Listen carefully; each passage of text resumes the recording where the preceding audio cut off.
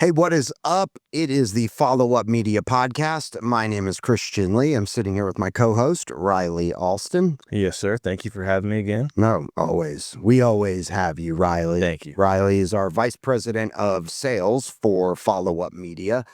A young buck, but moving his way up. You know, when I was your age, talk about a great position. You know, Ryley, as I look across the room in one of our studios, located at the Blend in Alpharetta, Georgia, you know, how much potential there is for you. What are you, like 18? 22. Oh, all right, you're old enough to drink. So, Yeah. all right. So, but, you know, what your life is potentially going to look like, you know, by the time you're 25, 26 is going to be mind blowing compared to probably most of the kids that you went to school with. Yeah. But anyway, Very so, exciting. you know, it is 2025. Last episode, we kind of talked about content, you know, creating content, new initiatives, new year, new you, you know, new year for your business, you know, new goals that, you know, businesses are setting aside along with budgets, what they're going to do different this year to get them a set of different results. And, you know, definition of insanity, you've heard it a million times. You know, I almost hate even saying it, doing the same thing over and over, expecting a different result. You most likely will not get that result. And if you do get a different result, most of the time it is not moving in the direction that you would have wanted it to be. So you might be getting less of a result than you were getting the year before if you keep doing what you're doing. If you're not moving forward, you're moving backwards. That's right. Right? That's right. That goes for personal lives and that goes for businesses as well. Yep. So it's like, how can they position themselves? And one thing that we pointed out in our last episode was that, you know, we like to touch, you know, an established contact in a more personal way. Yeah. We like to pick up the phone or go into your office and introduce ourselves instead of creating an ad, hopefully resonating with a portion of the public. And Throwing out spam emails. Throwing out spam emails. While I do like the ones where, you know, I get where they're asking me for my information because my heir in Kuwait has died and left me a lot of money and I'm the sole beneficiary. Yeah. The beneficiary. I love those emails because They're the fun. grammar is never correct. Yeah. It's always jacked up in some way. Which I'm like, with AI, I'm like, you didn't run that like text through Yeah. like Chat GPT to make it sound like, oh, I can't even poke holes. It is an absurd story, but their grammar is perfect, so it might be real. Yeah. I would imagine their conversion rates on the idiots that actually, you know, believe what they're doing there is no different than a legit email campaign, right? They're casting a wide ass net and they're just waiting on one reply. Yeah. But when you go through millions and millions, maybe billions of We're gonna people, have one idiot. you're gonna, or no, you probably, Or a I couple idiots. would like to see the ROI Yeah. on those emails Would be because I guarantee you would probably look at what their daily numbers are of the people that actually were like, are you serious? Yeah. Like, If you like and actually start like a communication where if you get a reply, oh, you know, they're like, oh, we got one. They're probably all in a, Right. you know, In a a local cult room. center somewhere, like cheering, like, popping bottles. But I would like to see those numbers because I guarantee there are thousands. They probably have hundreds of people that might fall for it. Mhm. But if I could offer you one tidbit of advice to these scam artists that are casting these big fishing nets, trying to pull the dumb, Honestly. all right, that fall for these type things. There is something called AI now. There's many language models that you could use and just run your text through there, and it would probably increase your chances because no one would be initially flagged Yeah. by the poor grammar and punctuation that exists It's like reading in a those book. emails. It's perfect. It's perfect. Yeah. That's, College students are using. I'm not trying to increase their hack rate and their spam, you know, and taking advantage of, but then again, well, you know what? I mean, I'll call it like I see it. If you're an idiot and you're dumb, I mean, Then like, you might as well. I mean, you're going to have to be a little more clever to get me to bite on that. Right. But there are some that, they prey on the old. Very true. But I guess someone at the very end of their life, like at the end of their business, cycle as well, or their business career before the retirement. Yeah. I mean, like, I guess but why would they care? Because, like, hey, I might not live for another 10 years. But I don't know. Anyway, we're not. So we talked about, those initiatives. Email marketing would be one of them. But we like to reach out and touch someone, Right. like, hey, person to person, voice to voice, and really try to establish contact with them to where they know our name, they know our company, and now we know them. Mm-hmm. Because we've already done a little bit of due diligence before we called, and we already know they're not creating content. They don't have any video. They're not posting good stuff on social. They're not establishing themselves as a thought leader in that industry or in that business lane they're in. They're not creating any other brand awareness, and they're not establishing themselves as a thought leader in that area of business. And they may think they're doing good, but you don't know what you don't know. It's one of those things where, and I know we've had these conversations in quite detail, Ryley, where, you've reached out to somebody, you've pointed out, I see you're not creating any content, you're not really taking advantage of these social platforms. You might have a profile, but you're not posting anything. You have Old Faithful, that blog that you're paying some company to put together for you. And if I had to guess, it's probably maybe the SEO company that you're paying an astronomical amount of money for every month in hopes that they're doing their job and, putting in new keywords and search terms to where you're getting this, and hoping they're not just taking your $2,000 a month and just sitting back going, bring me another round, right? Which a lot of companies that we are consulting with, that we are dealing with, that we're onboarding, that seems to be a common denominator in their SEO website, kind of experience. And, we are, Follow Up Media is set out to change things. We are here to shake shit up. I'll be honest with you. So if you have been working with a marketing or a production company that you feel is just kind of in idle mode, you're kind of got that reoccurring payment, you're used to seeing it, the sting has come out of watching the money come out of your bank account. It's like a necessary evil, but you still don't understand the benefits of it. Yeah. We are here to change that because we are Follow Up Media and we are action focused. We are not about what we say. While we do talk a good talk, but we back it up with action. For sure. And that starts to become very clear in just how we reach out and how we interact. And we might leave you 10 messages, but you're not coming off our list. No. Until we at least have that conversation and feel out, this is, if you are at the end of I only have a few more years in this business. I'm going to retire and I'm going to go be with my wife or whatever you're going to do, go fishing every day.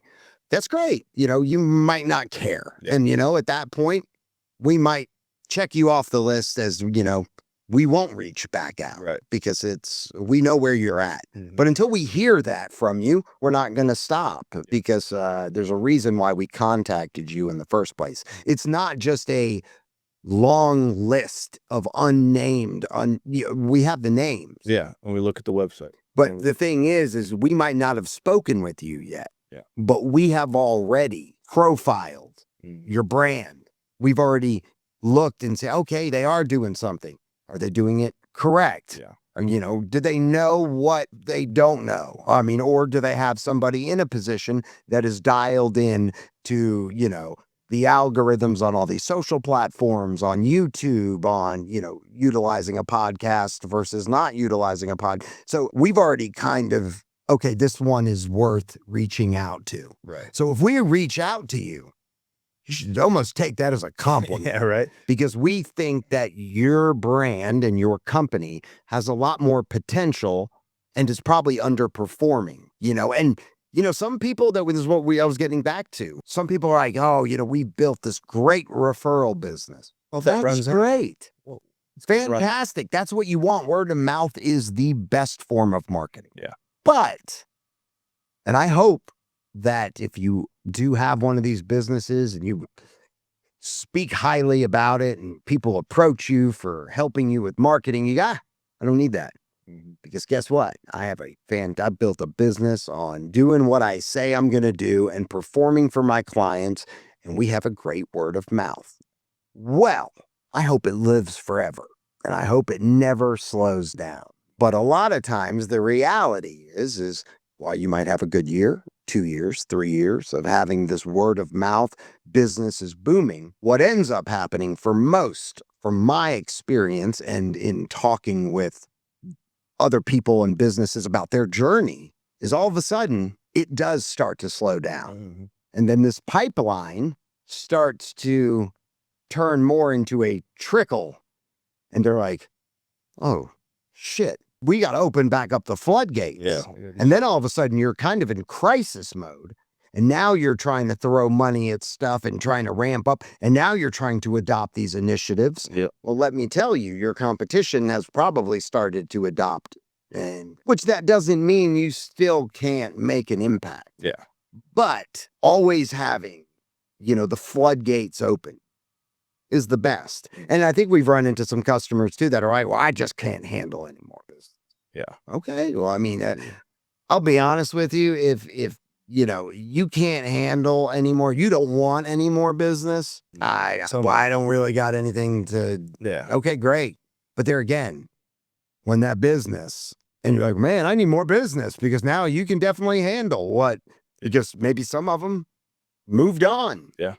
So, that is the whole thing with, what we are doing is we are trying to set companies up for the future. Now, there are a lot of short-term benefits to what we do, and you can see ROI very quickly in some respects. And in other respects, it does take a little bit of time. I mean, but this is overall, while you will see the benefits and get the ROI, this is a long-term initiative that is going to set your company up for the future. So if you're in the beginnings of your career or your business, this is going to help you build something big and then sustain it. Yeah. You know what I'm saying? I think really what we wanted to talk about, and I know I touched on a few things we spoke about in the last episode, but we're kind of expanding on, some of the objections.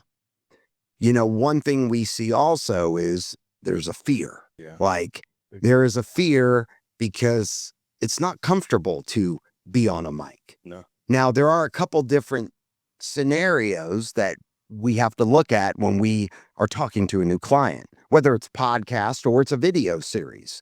Podcast these days is pretty much an audio and video component.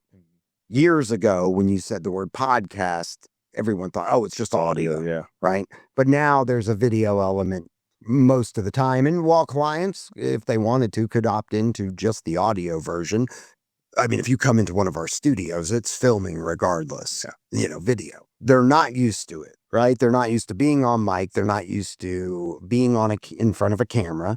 And it's not the most comfortable thing because, most people come in here and they're, up until we hit the studio doors, they're talking like they normally would. And then you put this mic in front of them. Yeah. And they're like in a world long. You're like, whoa, buddy, that's not how you talk. Yeah. Right. Like but they're gathering all the things they've seen and they think they have to project a different way. Right. And really the more conversational, the better, but that does not make it any easier. And so what we do is we have a number of ways we help. Ryley is also one of our hosts. So if we have a company that is just not comfortable with leading the initiative or opening up the video or starting off the podcast, welcoming the audience, just kind of getting it moving. Yeah. As far as the content goes, Ryley, depending on what industry you're in, will have a preset of questions and will lead to make our client look overall smooth and polished. Yeah. Because we can ask them the questions that we'll set them up so they can knock it out the park. Yeah. And then we can help them get the content they need that we are guiding them to showcase, right? Yeah. And or we just script it for them roughly. I mean, no one's going to be able to look down and just follow a script. Otherwise, they're not going to be making any direct contact with the camera. You don't want their face buried in the sheet, and you don't want anybody reading anything verbatim either. Yeah, but a lot of people, if they have topics, they can kind of, I mean, they're the expert in this field for a reason. They're the owner.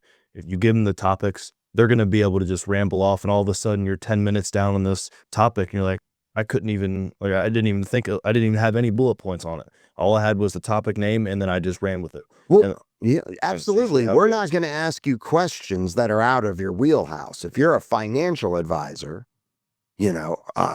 obviously we're going to ask questions that are pertinent and that appeal to, their ideal client, that profile.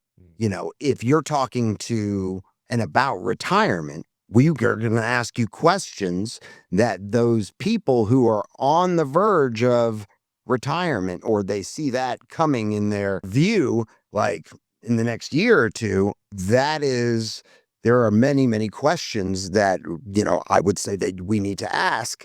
So they could provide those answers that would educate those people that are now concerned about retirement. Now, Ryley, I mentioned your age and called you out in the beginning of this. If I was, and we do have clients that are advisors, do you give a crap about retirement topics at this present moment? Not the present. No. So Right. So you're to somebody at your age, while you might know the benefits of, I'll put a 401k and make sure you're putting away money for retirement. At the end of the day, you could give a shit less, because in all honesty, if you get to live a full and fruitful life, you've got time on your side. And so at that point, most 20-year-olds, 30-year-olds, I mean, at least 20-year-olds could give a shit less about the subject, right? You're probably not their demo. For sure. Especially when it comes to the retirement topic. But that being said, we will not only script, we have the ability to host, we have the ability to schedule guests. We are the marketing arm. That's our goal, is to essentially become the marketing arm for these companies that do not have full-fledged marketing departments, right? We can do digital campaigns. We can buy you outdoor advertising. We can buy you, airtime on TV networks or radio stations or digital. Yeah. At the same time, we have the ability to actually get in there with our clients to help them create content. I have something very profound that I'm going to say, and I don't know if it's going to help those that might see this, that go, yeah, I'm just not that type of going personality where I'm going to get on a mic or be in front of the camera. Yeah. That's not me, right? Well, I'd ask, if I showed you and said, I'm going to get you these guaranteed results, and you were looking for a way to, a path to get to those results, and I said, this was your vehicle, a podcast, video. This is the most streamlined, quickest way from point A to point B. Yeah. Hands down, I guarantee these results. Would you go through the pains of overcoming your discomfort with the initiative? Or would it be, no, I'll take the long way, or I'll take the unguaranteed way? Yeah.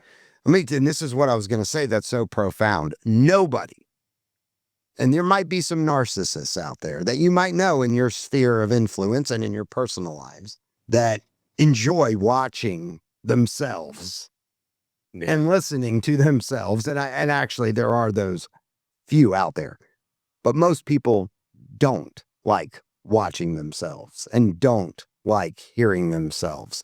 And they're like, that is exactly why when you ask most A-list, like Grammy-nominated actors and actresses, did you watch the movie you just made? They go, no, can't do it.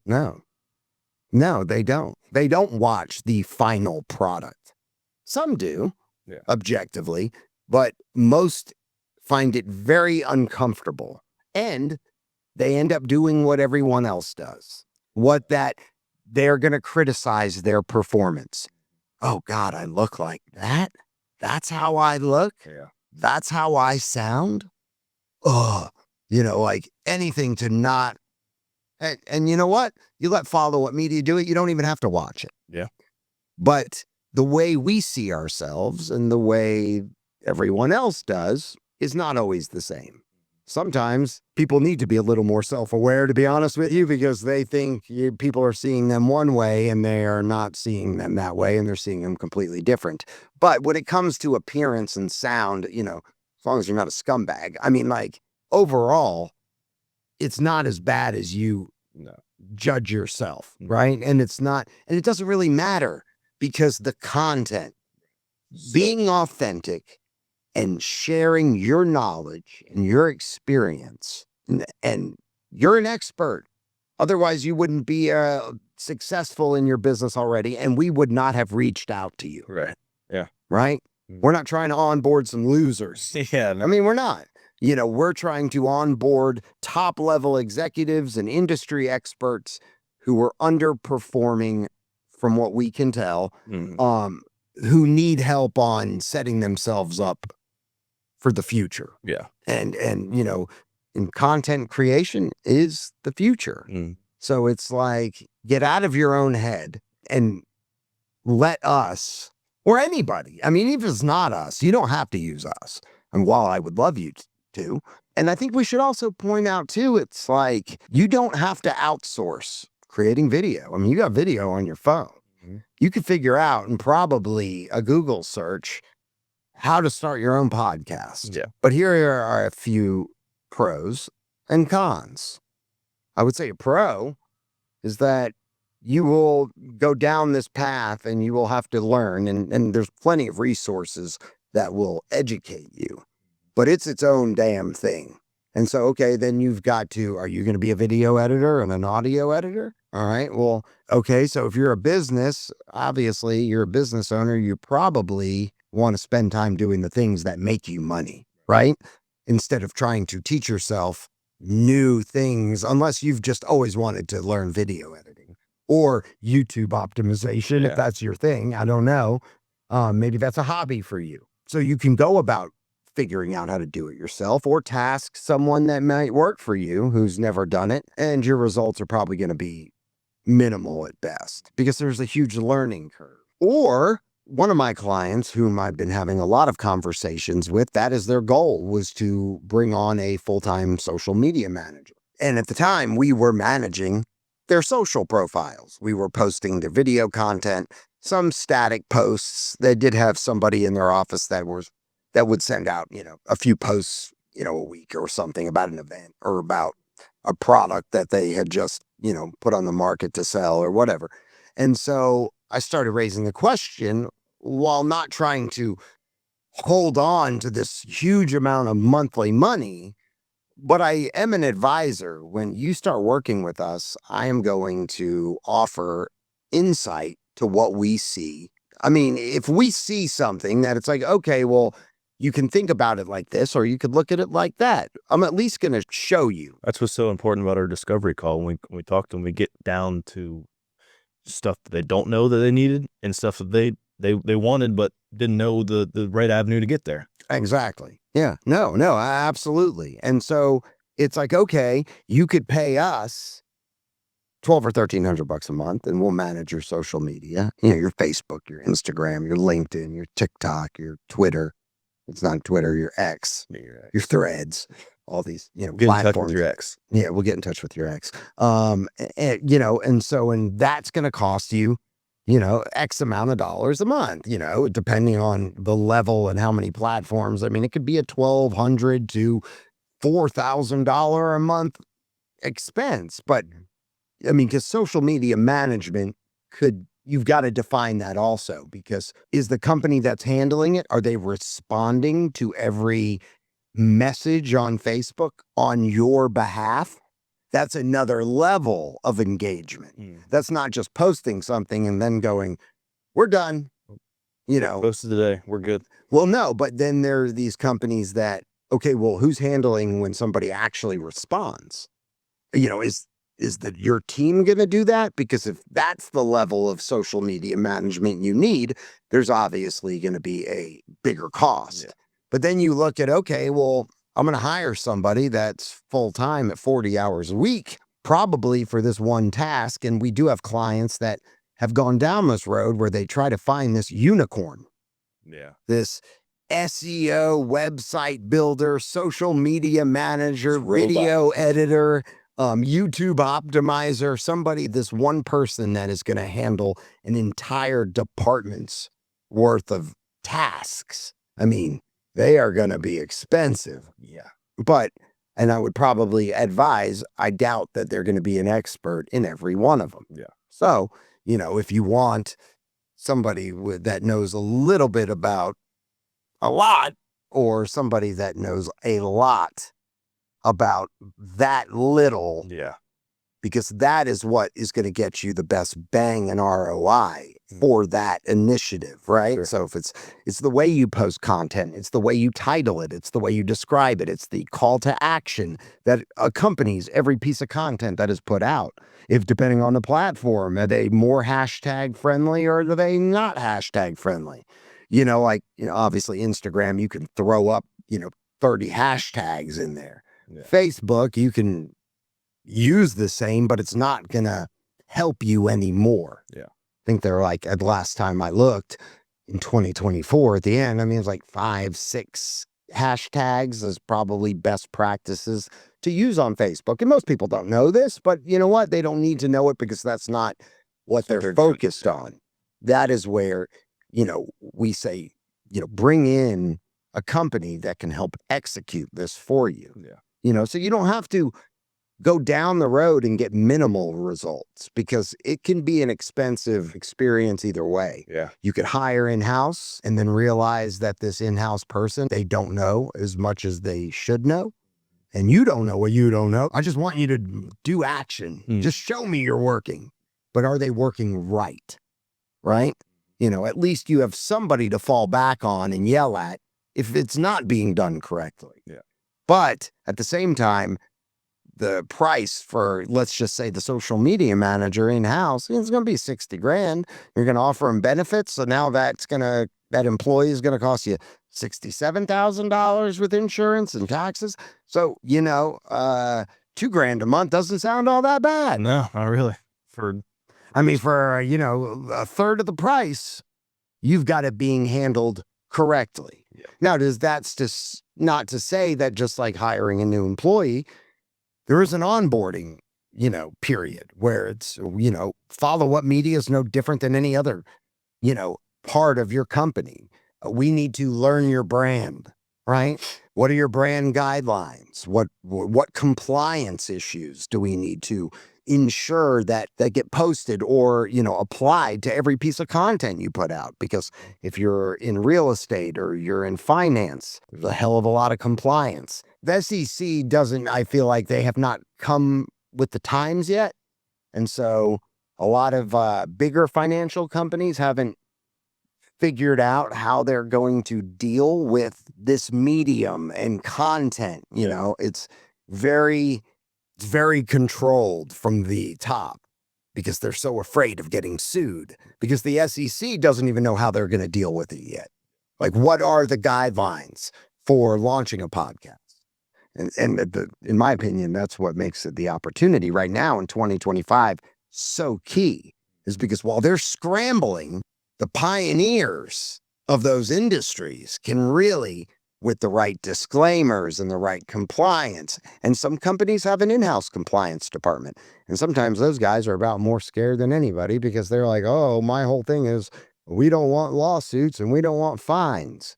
Well, sometimes you can play shit too safe. Yeah. And being so safe ends up costing you what could have been a huge spike in your intake of new customers and your basically your intake of more revenue from your existing customers, right? So I guess what I'm trying to say at the end of the day, if I had to leave you with one message, is don't fear the reaper. Yeah.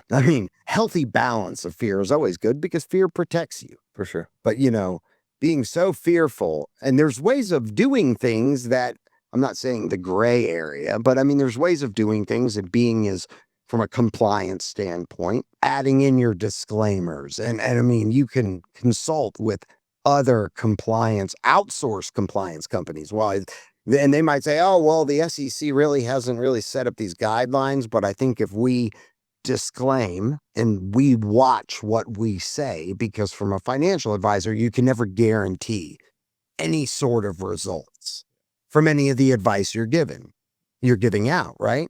Which is essentially what you're doing. You're trying to educate your existing clients to save more, invest more for retirement, which at the end of the day, the end result of that is your company brings in more money. And hopefully your clients get a good ROI on it. But you can't guarantee those results. You can't even imply that you could, receive those results. Yeah. It's got to be some things that a financial advisor could send a compliance officer running for the hills, like, oh my God, you can't, so there's a lot on advertising when it comes to that. And follow-up media is in the know. We know the areas. We know what some of these industries are having to deal with when it comes to compliance. And we're not only listening to stuff and announcements, and laws from the SEC, but we're also best practices. We're in the know. This is what we do. For sure. And we will guide and advise you on that. And we will work with your team. If you have a compliance officer, tell them to call me. Yeah. Let's talk. If he has a concern, we'll address it and we'll make sure we exclude that from the content or include it, whatever it is. So, we are a partner. Follow-Up Media is a full-service production marketing agency, and we are spearheading this content creation initiative. We are here to service our clients, exceed expectations, and basically do what all these other companies aren't doing, which is not backing up what they say with the correct amount of knowledge and action. Ryley, anything else from you, sir? Even though I rambled on. No, you're good. And back to what you're saying about the fear factor of getting in here and getting in front of the camera. They lock up. They don't know what to say. It's a real thing. Public speaking. Oh, for one sure. of the biggest fears out there. I feel like what Follow-Up Media is sets apart from all the other companies are when they come in, we're laughing, we're having a good time. We're prepared. We're more prepared than them. And we're going to make sure the doubt. But then when they sit in this seat, they have every bit of content ready. They have they're loose. The mics are ready. The cameras are ready. Good point. And we're ready to execute. Right. If it's a client who is running their own show and who is leading the show, we've already sent them our, if they're just launching a podcast or a video series, we've already sent them their first 4 to 8 topics or videos or podcast episodes. And they're topics of what we suggest from a rollout standpoint. What your first one should always be about you, your journey, why you do what you do, how you got to be right here, right now. Yeah. And about your journey and why you love, and, what feeds your pockets, but really also what feeds your heart or your soul with why you're working. And when some people are like, I hate working at McDonald's. Well, that probably doesn't feed your soul, and it's probably not your end game. But and you don't have the money to pay us to do this anyway. So no offense if you are working at McDonald's. We love you. I'm loving it. Boo, yeah. Sorry. I know that was bad. Ice cream. She was Jonah, do not take that out. But that being said, you've already received your topics. Yeah. And a lot of times our clients, when they come in, they admit, we got your topics, but we haven't looked at them. We still didn't even take the time to look at them. But then when they see how in depth, they're like, okay, all right, I see how this is going to roll out, in the first few video episodes or podcasts or whatever you want to call it, or corporate messages or whatever it is. They're like, wow, we can tell you put a lot of time and knowledge in this. That's what we do. For sure. If it's scheduling a guest, we will email them, we will call them, we will try to get them on the books and match calendars and either get them in studio or using our remote studio setup. And we will provide them with a outline of what they can expect the questions to be, so they can be prepared to answer and give the best answers from their knowledge and experience of being in that industry, right? Like, so boom, they already know. Our client knows what questions he's asking. They know what questions are being asked. So it's fluid. If Ryley, you are brought in to be the host, you might be brought in to be the host between the client and the guest.